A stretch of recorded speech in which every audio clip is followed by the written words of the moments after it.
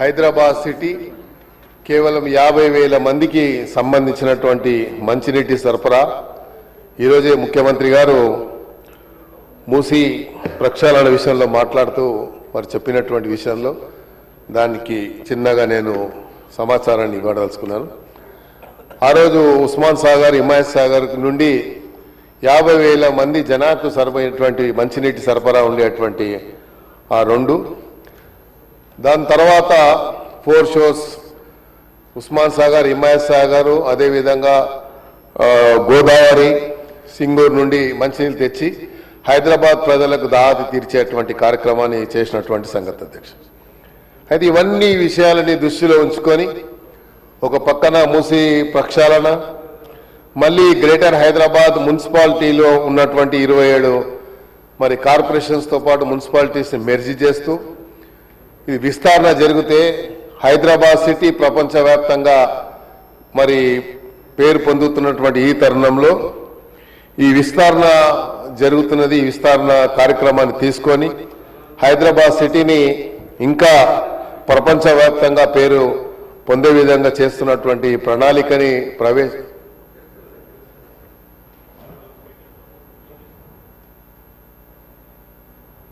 Sir, ఇప్పుడు ఈ 3 బిల్లులకు సంబంధించి త్రూ యూ సార్, ఎందుకంటే హానరబుల్ మెంబర్స్ కూడా అందరు కూడా ఈ 3 బిల్లులకు సంబంధించి ఒకటి విలీనం, ఒకటి మెర్జర్, డీమెర్జర్, కొన్ని ప్రాంతాలను డీమెర్జర్ చేస్తూ కొన్ని ప్రాంతాలను మెర్జర్ చేస్తూ ఉన్న సందర్భంలో ప్రధానంగా ఈ ఆబ్జెక్టివ్స్ అంతా కూడా 3 బిల్లులకు సంబంధించిన ఆబ్జెక్టివ్స్ కానీ వారు చెప్పే సలహా సూచనలు కానీ ఒకటే ఉంటుంది కనుక నేను ఒకటి కొన్ని ప్రాంతాలను విలీనం చేసుకోవటం గ్రేటర్ హైదరాబాద్కు సంబంధించి, అదేవిధంగా ఏవైతే ఈ కోర్ అర్బన్ రీజన్కు సంబంధించిన ప్రాంతాలను డీమెర్జ్ చేసే కార్యక్రమం అంతా కూడా ప్రధానంగా సమిష్టిగా ఒకటే సబ్జెక్ట్ కనుక నేను డిస్కషన్ కూడా ఈ 3 బిల్లులకు సంబంధించిన డిస్కషన్స్ ఒకటేసారి తీసుకుంటే బాగుంటుందని దాని క్రమంలో ఇప్పుడు పెద్దలు నాగేందర్ గారు కూడా ఆ విషయమే ప్రస్తావన చేస్తూ ఉన్నారు.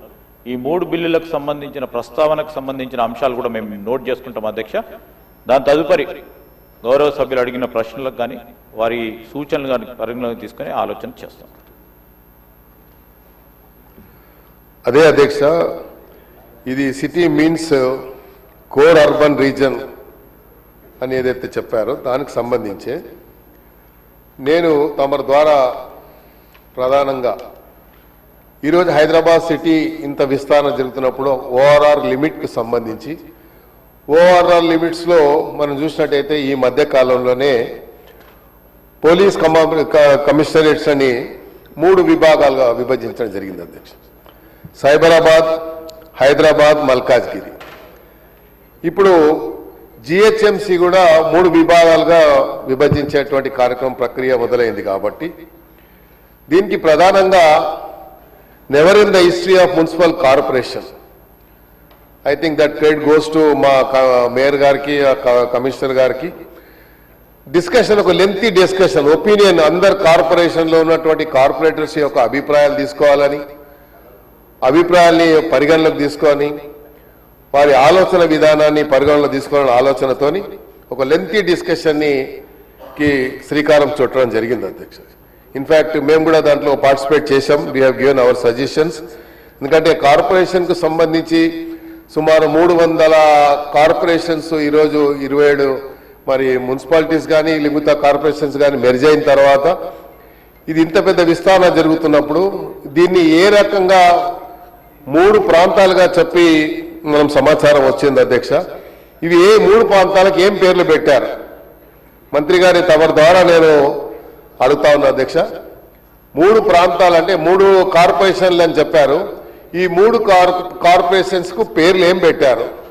ఎందుకంటే హైదరాబాదు, సికింద్రాబాదు ఇవన్నీ ఒకప్పుడు సపరేట్ మున్సిపాలిటీస్గా ఉండేటివి గతంలో.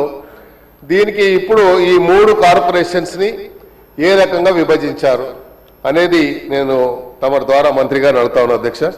మరి హైదరాబాద్ సిటీ ఈరోజు చూసినట్టయితే మనము కార్పొరేషన్ లిమిట్స్ వచ్చినప్పుడు 650 కిలోమీటర్లు స్క్వేర్ కిలోమీటర్లు ఉంటే ఇప్పుడు ఈ కార్పొరేషన్ వచ్చేసి సుమారు 2050 కిలోమీటర్ల వరకు విస్తరణ జరుగుతూ ఉంది.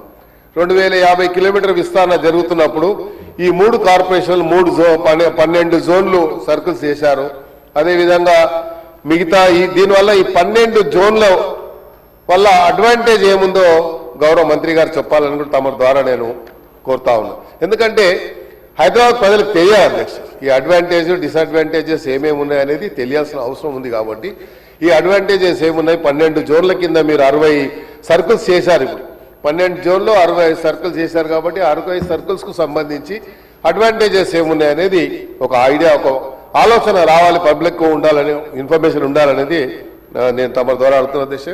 అదేవిధంగా ఓఆర్ఆర్ లిమిట్ లో ఏ రకమైతే పోలీస్ కమిషనరేట్లు చేశారో 3 విభాగాలుగా, దీని 3 విభాగాల్లో ఏ డిపార్ట్మెంట్స్ లో మీరు ఇది చేయబోతున్నారు. దీంట్లో వాటర్ బోర్డు కూడా ఇలాగా దీంట్లో ఏమైనా క్లబ్ చేసి చేస్తున్నారా, లేకుంటే దీనికి సపరేట్ గా ఈ సర్కిల్ సపరేట్ చేస్తున్నారా?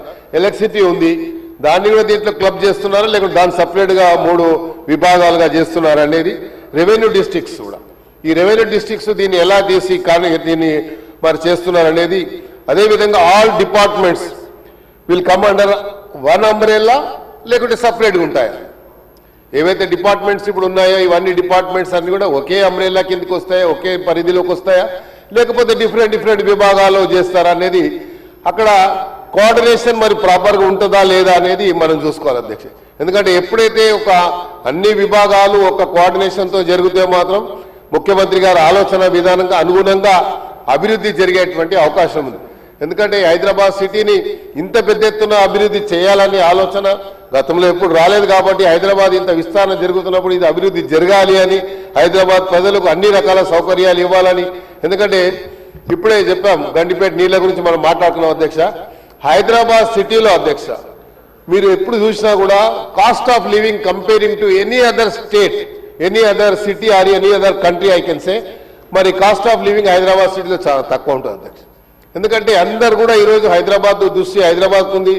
మరి ఎకనామికల్ సిటీ అయినటువంటి మన క్యాపిటల్ సిటీగా ఉన్నటువంటి ముంబై, మహారాష్ట్ర నుంచి కూడా హైదరాబాద్ సిటీకి ప్రజలు రావాలని ఆతృత చూపిస్తున్నారు. అంటే ఎందుకు అధ్యక్ష? ఇక్కడ కాస్ట్ ఆఫ్ లివింగ్ తక్కువ ఉంది కాబట్టి.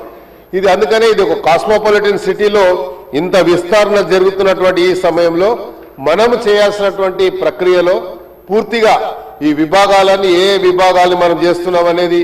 అదేవిధంగా మీరు చూసినట్టయితే ఇప్పుడే మంత్రి గారు చెప్పారు, ఇవన్నీ కూడా మెర్జ్ చేసినాము.